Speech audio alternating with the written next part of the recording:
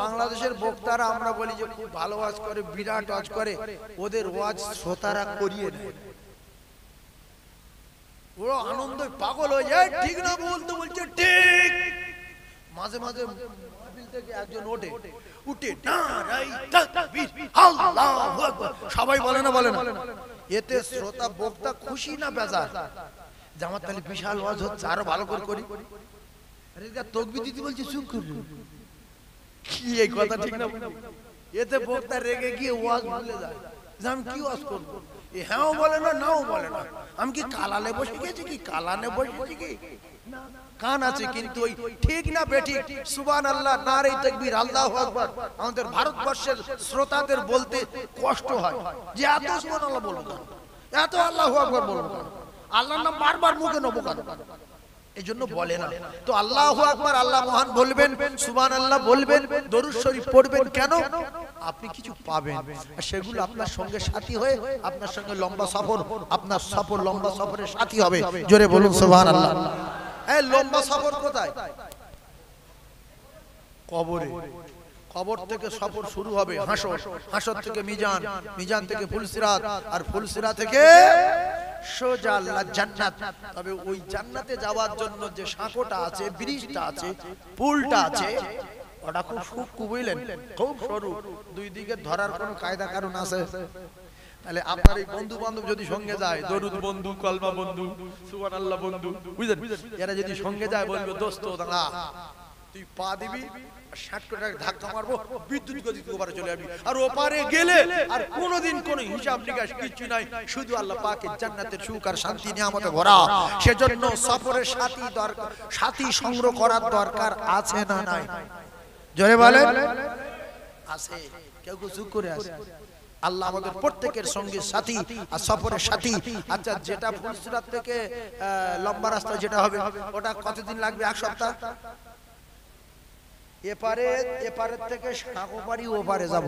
আপনাদের এই খালের ব্রিজ, বিরাট বড় নদীর সঙ্গে এই খাল, এই খালের যে সামনে ব্রিজ আছে, এই ব্রিজ পেরিয়ে ওপারে যেতে কতক্ষণ লাগে? 2 মিনিট। তাহলে আমরা যে এপারে ব্রিজ পেরিয়ে ওপারে যাব জান্নাতে, ও ব্রিজটা কদিন লাগবে? এটা শিখে রাখার দরকার আছে না? সবাই শিখে লাগ। ওই ব্রিজটা পার হতে প্রায় 15-20 দিন, না আরো বেশি, না কম? কম। এই ভাই বলছে 20 দিন, কত দিন লাগবে? আরো কম। এই অরিজিনাল লোক, ও হাবেশা মহাশয় বলছি যে ফুলসিরাতের ব্রিজটা পার হতে 20 দিন মতো লাগবে, তো বলছে আরো কম লাগবে। 20 দিন মানে তো বিরাট ব্রিজ। এই 20 দিন মানে বিরাট ব্রিজ। এত বড় খালের ব্রিজ হেঁটে 2 মিনিট লাগে, আর ফুলসিরাতের ব্রিজ 20 দিন। হায়রে মানুষের বাচ্চা, যদি একটুখানি পরকাল নিয়ে আমরা ভাবতাম, আমরা কোনোদিন মসজিদ থেকে দূরে থাকতাম না, কোরআন থেকে দূরে থাকতাম না। 30,000 বছরের লম্বা রাস্তা, কতদিনে জীবনের মতো শিখে নাও। 20 দিন বলছি, অতদিন হয় ব্রিজ, অতদিন। কতদিনের রাস্তা? 30,000 বছরের রাস্তা। ওই রাস্তার সাথী সংগ্রহ করার দরকার আছে না নাই? আছে। সেই জন্য সাথী সংগ্রহ করার জন্য, ওই রাস্তার প্রহরী আর পাহারাদার সংগ্রহ করার জন্য আমরা যারা মাহফিল এসেছি, জান উজাড় করে করে সুবহানাল্লাহ বলবো, জান উজাড় করে দরুদ পড়বো, জান উজাড় করে আল্লাহু আকবার বলবো। বললে ও জায়গা সাথী তৈরি হবে, এরা আপনার প্রহরী আর পাহারাদার হবে। জোরে বলুন সুবহানাল্লাহ। আরো চিল্লে বলেন সুবহানাল্লাহ। জোরে তাকবীরের ধ্বনি, নারে তাকবীর, নারে তাকবীর।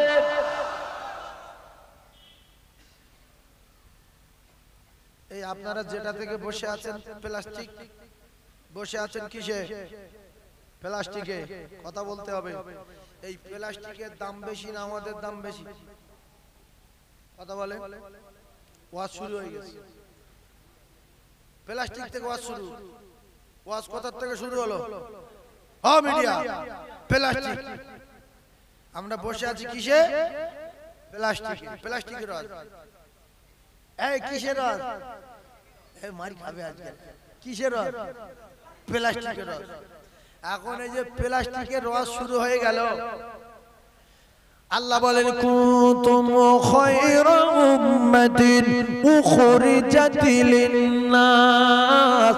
এটা প্লাস্টিকের রদ, এটা তিরপলের রদ। কলিজার টুকরা ভাইরা আমার, এতদিন পরে প্লাস্টিকের রদ সে কি রে বাবা? কলিজার টুকরা ভাই বোঝার চেষ্টা করুন। আল্লাহ পাক জানিয়ে দিলেন আমার পৃথিবীর জমিনে কোটি কোটি উম্মত পাঠিয়েছি, লক্ষ লক্ষ মানুষ পাঠিয়েছি, আমি আল্লাহ পাঠিয়েছি। তো আমার দোস্তর উম্মত করে যাদের পাঠিয়ে দিলাম, আমি আল্লাহ পাক নিজে ঘোষণা দিলাম আমার দোস্তর উম্মত গুলো পাওয়ারে, সম্মানে, যোগ্যতা, ঈমানে, আমালে, গুনতির দিক দিয়ে तमाम পৃথিবীর এক নাম্বার। জোরে বলুন। তাহলে কোথায় প্লাস্টিক আর কোথায় মানুষ, কোথায় তিরপল আর কোথায় মানুষ? আসমান জমিন ফেরা আছে না নাই? আছে তো। জীবনের মতো ওয়াজটা মুখস্থ করবেন, যতদিন বেঁচে থাকবেন আল্লাহ যতদিন বাঁচিয়ে রাখবে। এইবারে আসেন, এই তিরপলটা আপনাদের এখান থেকে জলসার শেষে তিরপলটা তুলে নেওয়া হবে। তিরপল তুলে নিয়ে এই সামনে খাল আছে, খালে ফেলে ধুয়ে কিংবা কলে ফেলে ধুয়ে পরিষ্কার করে ওই তিরপলটা নিয়ে, যদি যেখানে প্লাস্টিক গালাইয়ের কারখানা আছে, প্লাস্টিক গালিয়ে গালিয়ে বিভিন্ন রকমের থালা, ঘটি, বাটি, চুবড়ি, উমুক তুমুক তৈরি হয় না, হয় না, সেই জায়গায় নিয়ে যদি এই প্লাস্টিকের গোটা 50 রেল কাঠ বানানো যায়, এখন ওতে কি আর কেউ পা দেবে? কেন দেবে না? কেন? আজকের মারাচ্ছ, কাল পা দেবে না মানে কি সম্মান? কোরআন শরীফ এখন যায়, তার আগে সম্মান বেড়েছে না বাড়ি? ওই জায়গায় যাওয়ার জিনিস তৈরি হয়ে গেছে। হাজি এখন হয়নি, বাড়ি যখন বসে যেদিন যাবে হজের সম্মান পাচ্ছে, এসে বলছে হাই সাহেব দোয়া করুন, হাই সাহেব দোয়া করুন। ও বলছে হুজুর দোয়া করবেন, কাকু আমার সালাম পৌঁছে দেবেন, কারণ ওই জায়গায় যাওয়ার মতো তৈরি হয়ে গেছে, রেডি হয়ে গেছে। এইবার শোনেন তো, এই যে মারাচ্ছেন আপনার এই প্লাস্টিকটা পায়ের তলা দিয়ে, কালকের রেল কাট করব, করে আপনাদের কাছে নিয়ে আসবো এই প্লাস্টিক গালি নিয়ে আসার পরে আপনাদের বলবো যে এই রেল কাটটা পা তুলে দিয়ে ডলো। প্রত্যেক পা যে কটা মারাবে, এক একটা রেল কাট মারানোর বিনিময়ে 500 টাকা করে দেবো। কে কে মারাবে? হাত তোলো। কেউ মারাবে?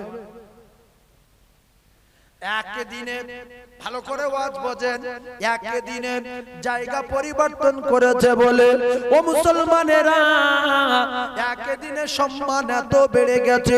মাস্টার, ডাক্তার, এমএলএ, মৌলবি, হাফেজ সাহেব, কারি সাহেব, সাবিনা, সকিনা, জরিনা, হালিমা, মুর্শিদা, কারিমা, ফাতেমা, যার কাছে আপনি এই রেল কাটটা নিয়ে যাবেন, প্লাস্টিকের রেল কাট হলো, ও কলিজার টুকরা জ্ঞানী ভাইরা, ওতে কেউ আর পা দেবে না। যদি 1000 টাকা দেই বলি, বলবে 2000 টাকা দিলে দেব না।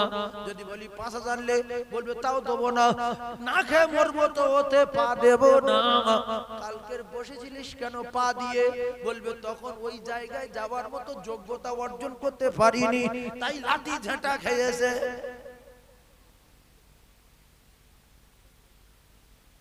এই ওয়াজটা যাদের মাথা খোলা মাথা, মানে পাগলা মাথা আর কি, ও বুঝতে পারবে না আমি কোথা থেকে কোথায় নিয়ে যাব। ওয়াজ শুরু হলো তিরপল থেকে, তিরপলে শেষ করব। ঠান্ডা মাথায় বোঝেন, ঝাট করে একটা মিসাল আপনাদের নিয়ে দিয়ে দেই। মুসলমানের ছেলেরা, যুবকেরা, জওয়ানেরা নামাজি হলে, টুপিওয়ালা হলে, দাড়িওয়ালা হলে, কোরআন পড়নেওয়ালা হলে, কোরআন তেলাওয়াত করনেওয়ালা হলে তার সম্মান বাড়ে না কমে? বাড়ে তো।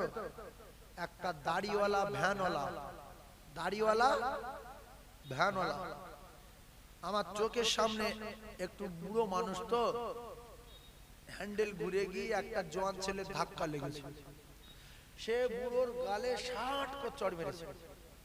আমার কথা বুঝতে পেরেছে? ভালো করে বোঝেন, 60 করে চড় মেরেছে। ভাই বুড়ো মানুষ পাগল হয়ে গেছে, হাওয়া করে কাঁদছে, ডুগরি পিটে কাঁদছে। ও তো ধরতে পারবে না ঘুরে। আর জোয়ান ছেলে। এখন সাইডে বাজারের দোকানদার আশেপাশে যারা দাঁড়িয়ে ছিল, এদের উচিত কি জোর কানের ডালি আবার সানাই করে ফাটিয়ে দেওয়া, যে তোর আক্কেলটা কি, তোর বাপের চেয়ে বয়স বেশি।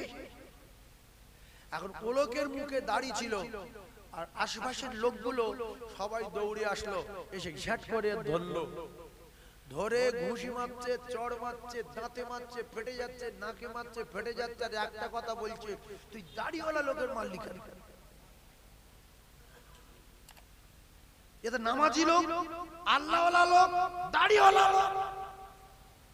খবর রাখেন, অনেক চাকরিজীবী, আল্লাহর কসম, অনেক পুলিশ অফিসার, অনেক স্কুলের মাস্টার, অনেক বড় বড় ইঞ্জিনিয়ার, অনেক বড় বড় প্রফেসর, এই দাড়িটা আমরা সামান্য মনে করি, এই দাড়ির জন্য তারা লক্ষ লক্ষ টাকা চাকরি ছেড়ে দিয়েছে। আসে না? না হ্যাঁ না বল, ঠিক না বেঠিক বলে? লক্ষ লক্ষ টাকা চাকরি ছেড়ে দিয়েছে।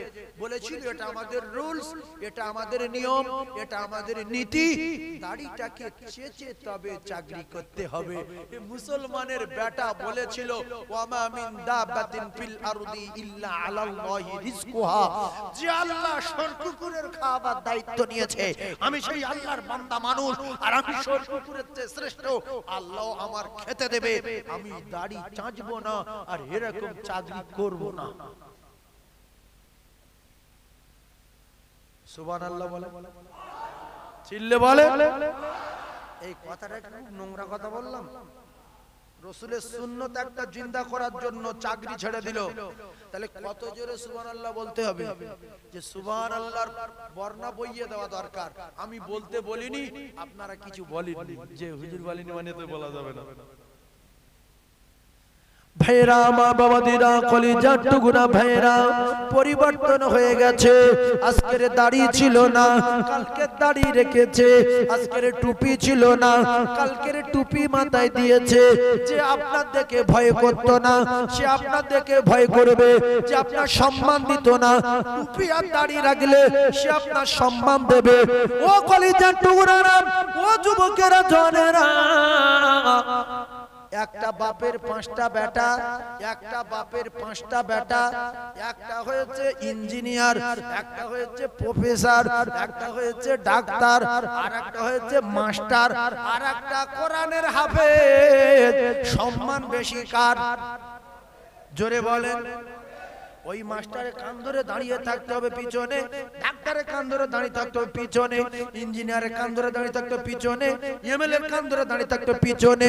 কারণ এর ভিতরে রয়েছে আল্লাহর কোরআন, যেটাকে মানুষ পরিবর্তন করে দেয়। যে কোরআনটা, যে কিতাবটা মানুষের সরল সঠিক সহজ রাস্তার নিশানা দেখিয়ে দেয়, দিশা দেখিয়ে দেয়, রাস্তা দেখিয়ে দেয়। কলিজার টুকরা ভাইরা আমার, সেই কোরআনের ভিতরে রয়েছে। এখন কোরআন শরীফের হাফেজ যদি মসজিদে খতম তারাবি দেয়, মসজিদে ইমামতি করে, doctor, master, professor, IPS officer, জমিদার, ইঞ্জিনিয়ার, রাজা, বাদশা, নেতা, এমএলএ, এমপি, সবাই পিছনে কান ধরে চুপ করে দাঁড়িয়ে থাকে না? থাকে না? এখন এমপি যদি বলে আমি হাফেজ সাহেবের পিছনে দাঁড়িয়ে থাকতে পারবো না, ও যখন হাঁটবে তখন আমার হাঁটতে হবে, ও যখন উঠতে বলে তখন আমি উঠবো, তাহলে আপনার নামাজ হবে কি? জোরে বলেন, হবে? তাহলে হাফেজ সাহেব 3 বছর পরে কোরআন মুখস্থ করেছে, আল্লাহর এমন পরিবর্তন করে দিয়েছে, এমন পাওয়ার এর আল্লাহ পাক পৃথিবীর জমিনে দিয়েছে, তাম পৃথিবীর মক্কা শরীফের বাদশা আব্দুর রহমান সুদাই পিছনে কান ধরে চুলকে দিয়ে। কথা ঠিক বললাম না ভুল বললাম? জোরে বলেন। এখন বাদশা যদি বলে আমি আগে সেজদা করব, বাদশার নামাজ হবে? বাদশা জাহান্নাম। তাহলে এই লোকটা এত সম্মান পাচ্ছে হাফেজ সাহেব কিসের কারণে? কোরআনের কারণে। আর এই তিরবলটা সম্মান পাচ্ছে কিসের কারণে? কোরআন সবের রেলগান হয়েছে, এখন কোরআন বারবার যায়নি। ভাইজান আমার বাবাদিরা মুসলমানেরা বোঝার চেষ্টা করুন, পাঁচটা ব্যাটার ভিতরে এরা কেউ বিএড করেছে, কেউ এমএড করেছে, কেউ লয়ার হয়েছে, কেউ ডবল এমএ করেছে। ও কলেজের টুকরারা, এরা দীর্ঘদিন 20-25 বছর 30 বছর ধরে পড়াশোনা করার পরে কত সম্মান অর্জন করতে পারিনি একজন কোরআনের হাফেজ যে সম্মান অর্জন করেছে। এজন্য আমার আল্লাহ পাক বলেছে, আমি যার সম্মান দেই সেই সম্মান পায়, আর আমি যার বিউজ্জতি করি সেই বিউজ্জতি হয়। কুল্লাহুম্মা মালিকাল মুলকি তুতুল মুলকা মান তাশা ওয়া তানজিউল মুলকা মিম্মান তাশা ওয়া তুইজ্জু মান তাশা ওয়া তুযিল্লু মান তাশা বিয়াদিকাল খায়র ইন্নাকা আলা কুল্লি শাইইন কাদির। জোরে বলুন সুবহানাল্লাহ, আরো জোরে বলুন সুবহানাল্লাহ। কোরআন শরীফে যা কিছু বলা আছে আল্লাহর কসম সবগুলো সত্য কথা বলা আছে। ও জ্ঞানী ভাইরা, শিক্ষিত ভাইরা, একটা কথা মিথ্যা কথা বলা নাই। আমার আল্লাহ বলে, বান্দারে তোর যে জমি জায়গা আছে তুই আমার বলিস, তোর যে ঘর বাড়ি আছে তুই আমার বলিস, তোর বড় ব্যবসা তুই আমার বলিস, যে সবগুলো আমি আল্লাহ আমার। তোর লরিটা আমার, তোর 25 বিঘিটা আমার, তোর জলকটটা আমার, তোর দুতলা বাড়িটা আমার, তোর সিলিং করা বাড়িটা আমার, তোর গাড়িটা আমার। তুই যদি বলি না এগুলো আমার, তাহলে তুই কার? তুই কার? তুই তো তোর না। তোর মর বললে মরে যাস, পড় বললে পড়ে যাস, ধর বললে ধরে যাস, পঙ্গু হয়ে যা বললে পঙ্গু হয়ে যাস, নিঃশ্বাস বন্ধ হয়ে যা বললে হয়ে যাবে। তুই যদি তোর নিজের না হতে পারিস, জমি জায়গা কি করে তোর হয়? জমি জায়গা কার? জোরে বলে, সত্য কথা তো। আল্লাহ তো, আল্লাহ যদি বলে আমার 1 বিঘা দে,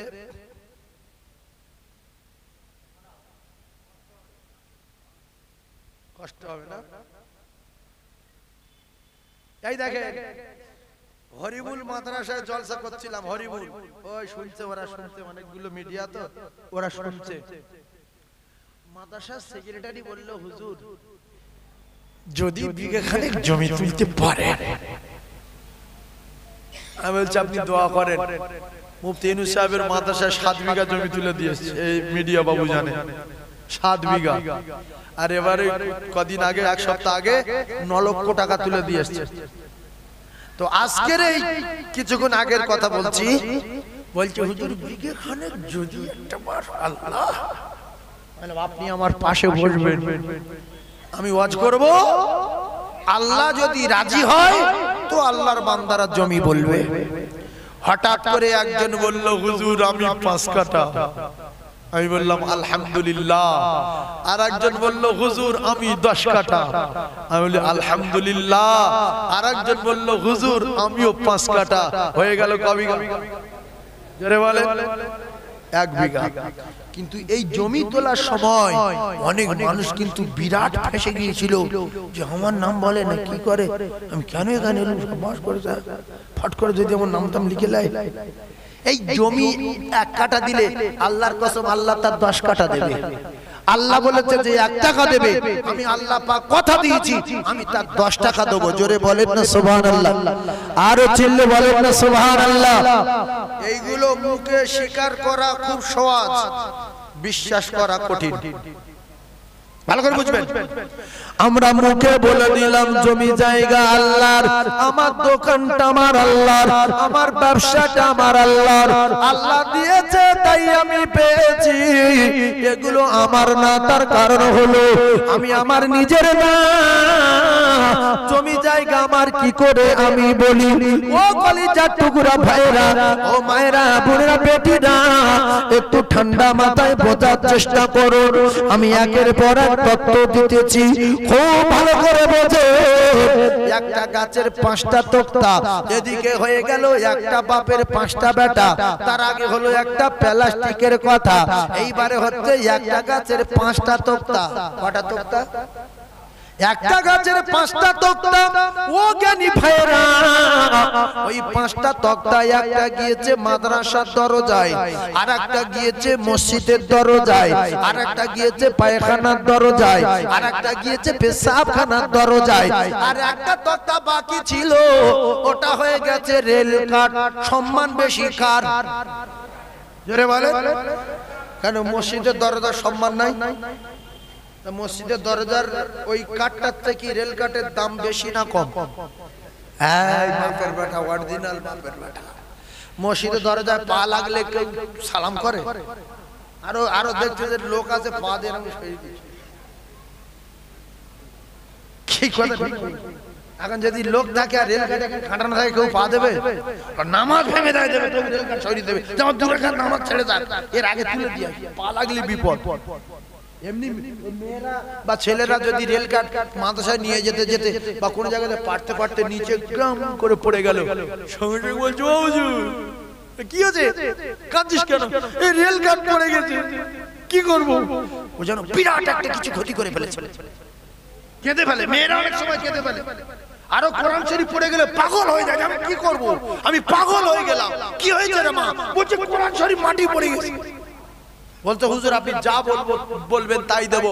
বলছে ইয়ে কর, ওই কোরআন শরীফের ওজনে সোনার রূপও দিতে হয়, কি করবি? তা বলছে আপনি বললে দেবো। তা বলছে এক কাজ কর, ওর ওজনে নাই টাকা দে। বলছে তাও তো কি করি ফকির লোক। বলছে তাহলে চাল একদিকে দে, কোরআন একদিকে দে। আবার কেউ বলছে তুই 5,000 টাকা ফকিরের দে। আবার কেউ বলছে 10 জন লোক খাইয়ে তওবাতিল্লাহ করে দোয়া কর। একটা কাগজ পড়ে গেছে, তার এত সম্মান। ওই রকম মোটা মোটা বই আছে না লোকের বাড়িতে, হ্যাঁ 11, 12 মাধ্যমিকে ওইরকম মোটা মোটা বই আছে না? আরে আছে না? ওই যদি পড়ে যায় ছেলে দেবে, ওই আলমারি ছেলে দেবে, ফের পড়ে গেছে ফের তুলে ছেলে দেবে। আর কোরআন শরীফ যদি পড়ে যায় ওর কাঁ পারিবে যে আমি কি ফেলে দিয়েছি। তাহলে ওই কাগজে ইংলিশ লেখা, ওই কাগজে বাংলা লেখা, আবার ওই কাগজে আল্লাহর কোরআন লেখা, কিতাবে লেখা রে ওরে মুসলমানের বেটা। একটা মত করে ওই আরবি লেখা কাগজের টুকরা দেখে রাস্তা দিয়ে তুলে নিয়ে বাড়ি আলমারিতে রেখে গোসল করে চুমা দিতেছে। আমার আল্লাহ এই দৃশ্য দেখে সামিউল বাসির, আমার আল্লাহ খুশিতে বাগে বাগে আমার আল্লাহ জানিয়ে দিলেন, এ বাশার তুই জগৎ বিখ্যাত নেশা করছিলিস, মদ করছিলিস, আমার এই আরবি লেখা কাগজে চুমা দেওয়ার বিনিময় তোর বিগত জিন্দেগির গুনাহ মাফ করে দিয়ে আমি আল্লাহ আমার ওলি বান্দাদের খাতায় তোর নামটা লিখে দিলাম। এই কোরআনের পাওয়ারের ওয়াজ অনেকের ভালো লাগবে না, শুধু কোরআন শরীফের যোগ্যতার কথা বলছে। ও কলিজার টুকরারা, একটা তোক্তার 5টা তোক্তার যদি একটা রেল কাট হয়, তার যদি দাম বেড়ে যায়, আর একটা বাপের 5টা বেটার ভিতরে একটা যদি হাফেজ হয়, তার যদি দাম বেড়ে যায়, আর একটা প্লাস্টিক তিরপলের ভিতর থেকে কিছু গলিয়ে রেল কাট যদি করা যায়, তার যদি দাম বেড়ে যায়, আল্লাহর কসম যতগুলোর কথা বললাম সবচেয়ে আমরা দামি। আমরা যদি কোনোদিন এই সমস্ত দুনিয়ার প্রেম ভালোবাসার থেকে উঠে পরিবর্তন হয়ে গিয়ে আমরা আল্লাহর কোরআনের সোহবত নিয়ে আল্লাহর কোরআনের প্রেমিক হয়ে যাই, আমাদের দাম বেড়ে যাবে না কমে যাবে? একটু জোরে বলেন। তাহলে আমাদের দাম বাড়াতে চাই না কমাতে চাই? কোরআনকে কে কে ভালোবাসেন হাত তুলে দেখান। মিথ্যা কথা যদি বলেন হুজুর ফট করে মিথ্যা কথা বললেন, 1000-এর ভিতরে 995 জন কোরআন শরীফের ভালোবাসে না, শুধু মিথ্যা কথা বলে। যদি বলেন হুজুর কেমন করে আপনি জানেন? আমি কেমন করে জানি শোনেন। বর্তমান সমাজে মেয়েদের সঙ্গে প্রেম করতে গেলে ওদের কাছে মাঝে মাঝে ফোন করতে হয়, মাঝে মাঝে মেসেজ পাঠাতে হয়, মাঝে মাঝে চিঠি লেখার তো জামানা নাই। এটা বললে মনে খুব একটা ভালো হবে না। তো মেসেজ পাঠাতে হয় আর মাঝে মাঝে ফোন করতে হয়, মাঝে মাঝে ওদের ফোনে রিচার্জ করে দিতে হয়। 2-3 দিন যদি খবর না নেয়, 2-3 দিন যদি কথা না বলে, বুকের ভিতরে আগুন জ্বলে না জ্বলে না? জোরে বলেন। সেই মেয়েটার কষ্ট হয় না হয় না? ও বলে তুমি কি সিটিং বাস না বাজে লোক? বলছে কেন? বলছে তুমি আমার 3 দিন খবর লাও না, কোন আক্কেলে বলো ভালোবাসি, তুমি আর মেসেজ করছো না, তুমি আর ফোন করছো না। দুনিয়ার জমিনে একটা মেয়ে ছেলের সঙ্গে যদি প্রেম টিকিয়ে রাখার জন্য 1 দিন 2 দিন পরে দেখা করতে হয়, মাঝে মাঝে মেসেজ করতে হয়, মাঝে মাঝে আপনার কিনা ফোন করতে হয়, মাঝে মাঝে রিচার্জ করে দিতে হয়। ও জ্ঞানী ভাইরা, কোন আক্কেলে বলি কোরআন ভালোবাসি? ও কলিজার টুকরারা, আজ 60 বছর হয়ে গেল কোরআন কোনোদিন হাত দেইনি, 70 বছর হয়ে গেল কোরআন কোনোদিন খুলে দেখিনি, 80 বছর হয়ে গেল কোরআনের লেখা লম্বা না বেটে তাও জানিনি, 90 বছর হয়ে গেল আমি যার ভালোবাসি তার একটা চুমা কোনোদিন দেইনি। ও কলিজার টুকরারা, কোরআন শরীফ নিয়ে যদি চুমো খায় তার বান্দা খুশি হয় কে? এই জোরে বলে। মিথ্যা কথা বলবেন না, আল্লাহ শুনছে। এখানে অনেক মুসলমান আছে 70 বছর বয়স, 80 বছর বয়স, 60 বছর বয়স, 50 বছর বয়স, আজও কোরআন শরীফে চুমা খাই। আছে না নাই? জোরে বলেন, আছে না নাই?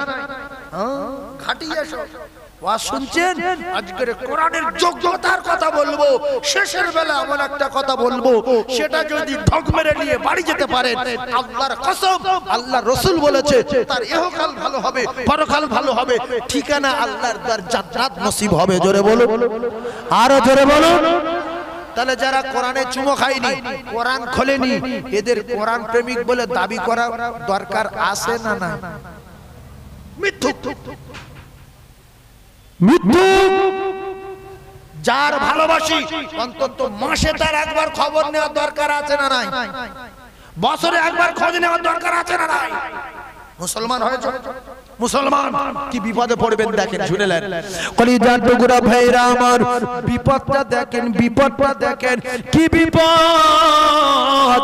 যারা কোরআনের সোহবত লাইনি, যারা কোরআনের সোহবত লাইনি, ও কলিজার টুকরারা, এরা শুধু দুনিয়ার জমিনে না, এরা রাস্তাঘাটে, মসজিদে, মাদ্রাসায়, বাজারে, মক্কা মদিনায়, সাফা মারওয়ায়, মিনা আরাফায়, মুজদালিফায়, তামাম পৃথিবীর জমিনে সারা জীবন বিউজ্জতি হবে, কবরে অপমান হবে, হাসরে অপমান হবে, মিজানে অপমান হবে, আর ফুলসিরাতে তো অপমান হবেই হবে।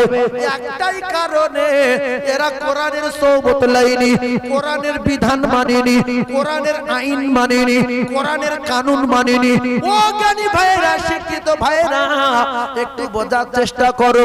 ওরে প্লাস্টিক রে, তোর তো ড্রেনের লোক পেশাব করে দেয়, তোর তো পা দিয়ে মারায়, তোর তো বারান্দায় ফেলে রাখে, তোর তো পায়খানায় ফেলে দেয়, তোর তো পায়খানা করে ছুঁড়ে দেয়, তোর উপরে মানুষ পা দিয়ে এখন বসে আছে, কিন্তু কোন কায়দায় চলে বলে একটা বার ওই প্লাস্টিকের জাত রেল কাট হয়ে গেছে বলে সারা বিশ্বের মুসলমান শুধু চুমা দেয়, শুধু চুমা দেয়, চুমা দেয়, চুমা দেয়। ও কলিজার টুকরা জ্ঞানী ভাইরা, কথাগুলো একটু বোঝার চেষ্টা করো। যারা কোরআন শরীফ জানে না, কোরআন শরীফ কোন কায়দায় পড়তে পারে না, এদের অপমানের শেষ নাই। এই প্লাস্টিকের মতো অপমান হচ্ছে দেখেন। এরা মসজিদে গিয়েছে, বলছে দোয়া কুনুত পড়ো, বলছে জানি না, বলছে নামাজ পড়াও, বলে পারবো না, বলছে তাকবীর দাও, বলছে হবে না, সব রাতে চেক করা কোরআন পড়, বলছে জানি না, মদিনায় এসেছি নবীর একটু কোরআন শোনা, বলছে হবে না, না। ও কলিজার টুকরারা, সারা দুনিয়ায় যেখানে যাবে মৃত্যু পর্যন্ত অপমান হবে কোরআন শরীফ ভিতরে না থাকার কারণে। আজকের যদি সম্মানের আসনে বসতে চান, আজকের যদি পৃথিবীর এক নাম্বার হতে চান, আল্লাহর কসম রাসূলুল্লাহ বলেছে যারা কোরআন শরীফ পড়ে তাদের সোহবত নিয়ে নাও, যারা কোরআন শরীফ পড়ে তাদেরকে ভালোবাসো, যারা আলেম ওলামা তাদেরকে ভালোবাসো।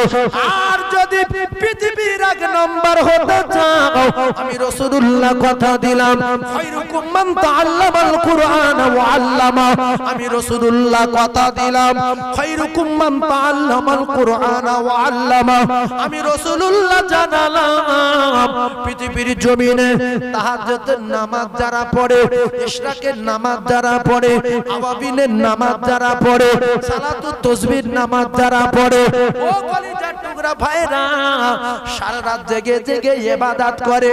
আর আমি রাসূলুল্লাহ জানিয়ে দিলাম আজ যারা বেঁচে আছে ওরা যদি কোরআনের সোহবত লায়, কোরআনের সোহবত লায়, তাহলে তাহাজ্জুদ, ইশরাক, আওয়াবিন, সালাতুত তাসবিহ, সারা রাত জিকির, জিকির করনে ওয়ালা, আমল করনে ওয়ালা, যে এক মিনিটের জন্য আল্লাহ পাকের কোরআনের পিছনে সময় দেবে, যদিও আলিফ বা তা সা জিম হা খ এই রকম ধরনের একটা মিনিট যদি সময় দেয়, আমি রাসূলুল্লাহ কথা দিলাম তামাম পৃথিবী যত আমল আছে, তামাম পৃথিবী যত ইবাদত আছে, সমস্ত আমল ইবাদতের নাম্বার 1 যদি 24 ঘন্টার ভিতরে একটা মিনিট শেখে আমার আল্লাহ পাকের কোরআন, জোরে বলুন, আরো জোরে বলুন সুবহানাল্লাহ।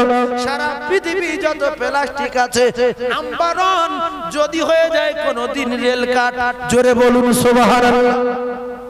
আপনারা সারা পৃথিবী যত মুসলমান আছেন যদি কোরআন প্রেমিক হয়ে যান, আল্লাহর নবী বলেন এরা পৃথিবীর এক নাম্বার হয়ে যাবে, জোরে বলুন। এজন্য আমি আপনাদেরকে জানিয়ে দিয়ে যাই, আল্লাহ পাকের রাসূল জানিয়ে দিলেন তালাবুল ইলম ফরিদাতুন আলা কুল্লি মুসলিম, আমি রাসূলুল্লাহ কথা দিলাম প্রত্যেকটা মুসলমান বেটা ছেলে, প্রত্যেকটা মুসলমান মেয়ে ছেলে কোরআন শরীফ শিক্ষা করা, দ্বীন শিক্ষা করা, ইলম শিক্ষা করা আমার আল্লাহ ফরজ করে দিল রে মুসলমান। আমরা যারা আল্লাহর নবীর তরিকা আর আমার আল্লাহর হুকুমকে ছেড়ে দিয়ে ইচ্ছামতো অন্য শিক্ষা ছেলেদের শিখিয়েছি, ইংলিশ শিখিয়েছি, হিন্দি শিখিয়েছি, বাংলা শিখিয়েছি, এমএ করিয়েছি, বিএ পাস করিয়েছি, ও কলিজার টুকরারা কোরআন শিক্ষা দ্বারা যায়নি, পাপ অপমান হবে, ওই মাধ্যমিক অপমান হবে, বিএ পাস ছেলেটা অপমান হবে, সব জায়গায় লাঞ্ছিত বঞ্চিত হবে।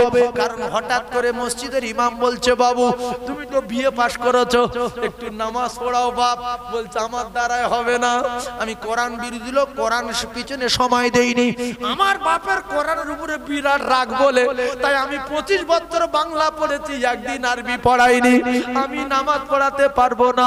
আল্লাহর কসম বাপের জানাজার ইমাম হবে, হাফেজের দরকার নাই, মাওলানার দরকার নাই, মুফতির দরকার নাই, কিতাবে লেখা ওই ব্যক্তি তার বাপের জানাজার ইমামতি করবে, ওই ব্যক্তি কোরআন শরীফ পড়তে জানে, কোরআন শরীফ পড়তে জানে, সূরা কালাম জানে, জানাজার নিয়ম জানে, নামাজি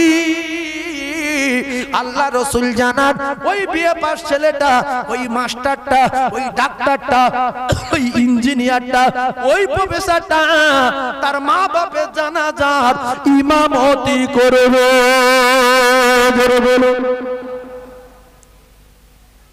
কে বলেছে মাওলানা হলে জানাজা পড়াবে? কোন মূর্খ বলেছে? মূর্খ। আপনার মাধ্যমিক পাস ছেলেটা আপনার জানাজার ইমাম হবে, আপনার 8 পাস ছেলেটা আপনার জানাজার ইমাম হবে, আপনার বিএ পাস ছেলেটা আপনার জানাজার ইমাম হবে। আল্লাহ বলেছে সন্তান তুই তোর মা বাপের জন্য দোয়া কর, রব্বির হামহুমা কামা রব্বায়ানি সগীরা, জোরে বলেন সুবহানাল্লাহ। কি ব্যামো হয়েছিল আপনার ছেলেটাকে 8 বছর ধরে 8 পাস করালেন, 10 বছর ধরে মাধ্যমিক পাস করালেন, 12 বছর ধরে এইচএস করালেন, কলেজের টুকরা 14 বছর ধরে আপনি বিএ পাস করালেন, 15 বছর ধরে পড়ালেন। আল্লাহু আকবার, আল্লাহু আকবার। আপনি যদি 2 বছর 3টে বছর টিউশনি আকারে মাসে 50 টাকা করে দিয়ে আপনার ছেলেটাকে যদি কোরআন শিখিয়ে রাখতেন, লন্ডনে গিয়ে সম্মান পেত, আফগানিস্তানে গিয়ে সম্মান পেত, মদিনায় গিয়ে সম্মান পেত, ওখান থেকে ঘুরে মসজিদে আসলে সম্মান পেত, এলাকার মানুষ দাওয়াত দিয়ে সব সময় খাওয়াতো। ছাড়া আপনার জানাজার ইমাম হতো, আপনার স্ত্রী জানাজার ইমাম হতো। আর মৌলবি যদি জানাজা পড়ায়, মুফতি সাহেব যদি জানাজা পড়ায়, আর মসজিদের হাফেজ সাহেব যদি জানাজা পড়ায়, তাহলে ওই সন্তানের জানাজা আর হাফেজ সাহেবের জানাজা আসমান জমিন ফেরা আছে না নাই? জোরে বলেন। আছে। সব তো স্বীকার করছেন, কোরআন থেকে দূরে রয়েছেন কেন? ওই মসজিদের মুফতি সাহেব নামাজ পড়াবে, আল্লাহু আকবার, টার্গেট দিচ্ছে যে কাকা বেশ হাত পাট গুলো মোটা মোটা ফুলে নেই ভাই, আবার চিন্তা করছে কি দোয়া পড়ছে কি না পড়ছে, আল্লাহই ভালো জানে। কথা ঠিক না ভুল? কাকা দেখছে কি দোয়া পড়ছে, কি দোয়ার ভিতরে কোনো কায়দা করছে, হাত তুলে বলছে আল্লাহ, কাকা আমার বিরাট ভালোবাসতো, কাকা ফেরায় বাজারে গেলে চা খাওয়াতো, আল্লাহ বিরাট আমার মহব্বত করতো, তুমি ক্ষমা করে দাও। আল্লাহ কাকা বিরাট ভালো লোক ছিল, তুমি ক্ষমা করো।